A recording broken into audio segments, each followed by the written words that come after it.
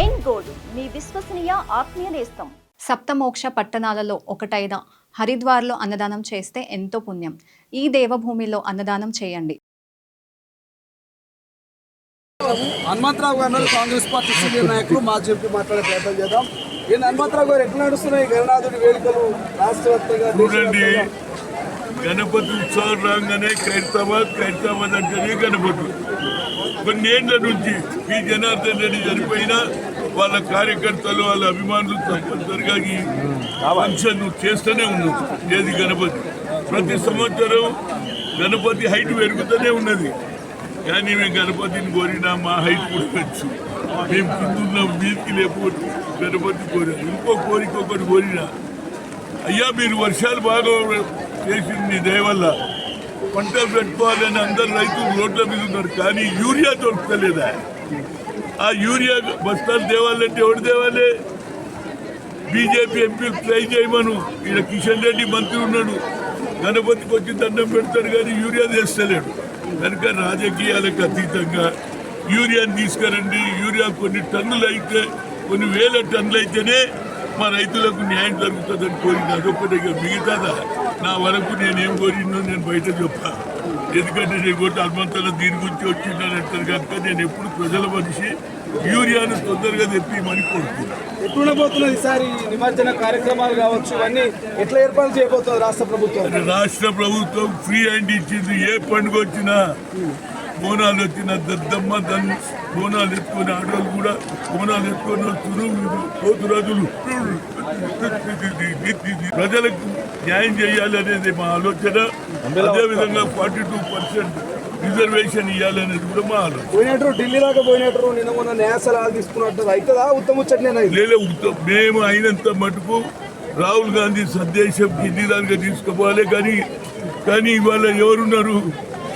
Government వేరే వాళ్ళది ఉన్నది. వాళ్ళు ఏం చేస్తారో, మరి జ్యుడిషియరీ ఏం చేస్తుందో మా చిత్తశుద్ధి ఉన్నది. 42% ఇవ్వాలి. ప్రతి ఒక్కరికి న్యాయం జరగాలి అని రాహుల్ గాంధీ కన్యాకుమారి నుంచి వచ్చినప్పుడు ఏమన్నా, we come to the power, will conduct caste wise జిतना हिस्सेदार युक्ति भागीदार according to their population wise they will get reservation. ఇంత చక్కగా చెప్పాడు. అదేవిధంగా బీహార్లో పోతున్నా నేను కూడా రేపటి నుంచి.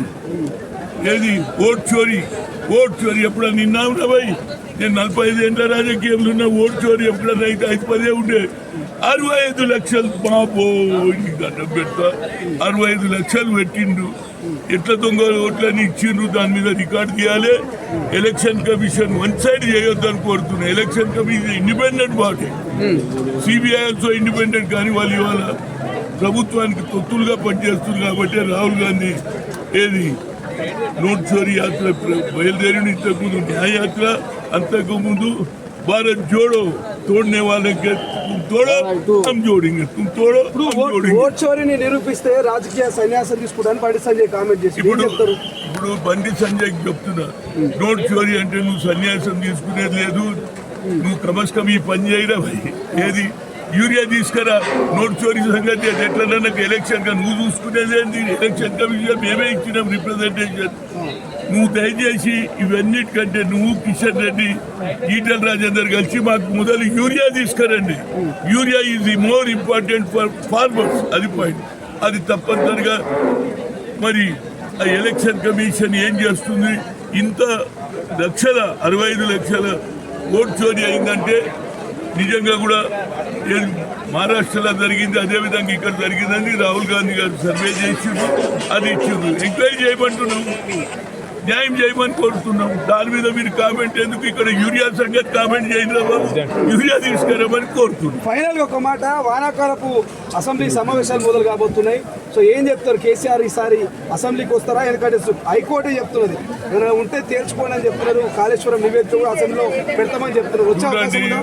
మా మిత్రుడు నా ఎంబడి యూత్ కాంగ్రెస్ లో వైస్ ప్రెసిడెంట్ ఉండే చంద్రబాబు ఉండే, ఆయనకు ఒకటే కోరిక, అరే భయ్ ఈ లొల్లి ఎందుకురా భయ్, ఫామ్ హౌస్ బదులు వస్తారా అసెంబ్లీలో వచ్చి తాడో పేడో తెలుసుకో.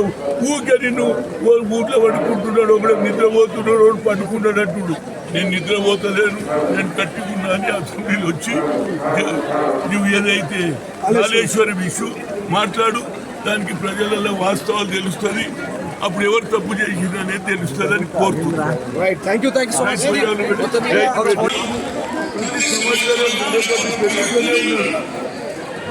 కానీ ఇవాళ మా ఆలోచన ఒకటే, వర్షాలు బాగుపడ్డాయి కానీ యూరియా లేదు కనుక యూరియాను రాజకీయంగా మాట్లాడేది తక్కువ చేసి బీజేపీ ఎంపీలను కోరుతున్న కేంద్రంలో పోయి నరేంద్ర మోడీ చెప్పి మాకు యూరియా మొదలై చేయండి, లేకపోతే రైతులు రాత్రి 1 గంటల నుంచి రోడ్ల మీద వండుకుంటున్నారు.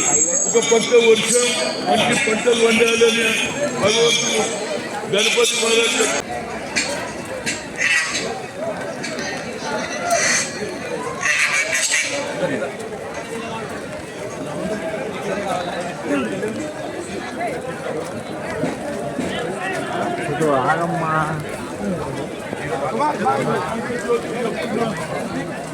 బాగుపడ్డాయి. గణపతి గారు మీ దయ వల్ల రోజు రోజు పెరుగుతున్నారు, సంవత్సరం పెరుగుతుంది కానీ మమ్మల్ని కూడా వెలిగిపోన్నాం పేదోళ్ళను. అదేవిధంగా ఇంకొకటి అడిగిన రైతులు 1 గంట రాత్రి నుంచి రోడ్ల మీద వండుకుంటున్నారు, యూరియా దొరుకుతలేదు కనుక బీజేపీ నాయకులు రోజు స్టేట్మెంట్ ఇచ్చే బదులు దయచేసి ఢిల్లీలో కూర్చొని యూరియా కొన్ని వేల టన్నులు వస్తేనే మా రైతులకు లాభం అవుతుందని గణపతి గారిని కోరిన ఆయన తప్పనిసరిగా న్యాయం చేస్తూ రోజు స్టేట్మెంట్లు నడుస్తూనే ఉంటాయి. ప్రజలు ఇబ్బంది పడుతున్నప్పుడు రాజకీయాలకు అతీతంగా వాళ్ళ సాయం, ఎందుకంటే కేంద్ర ప్రభుత్వంలోనే ఉన్నది యూరియా, మా దగ్గర లేదు. ఆ యూరియాని ఇస్తే మా రైతులందరూ కూడా సంతోషంగా ఉంటారు. రాత్రి 1 గంటకు లేచి రోడ్ల మీద వండుకుంటున్నారు. ఎన్ని రోజుల నుంచి ఒకటోడు తిట్టమే బంద్ అయింది. రైతులకు న్యాయం చేయమని బీజేపీ నాయకులు ముందుకు నడుస్తున్నామా. జై గురు గణేష్ మహారాజ్ కి.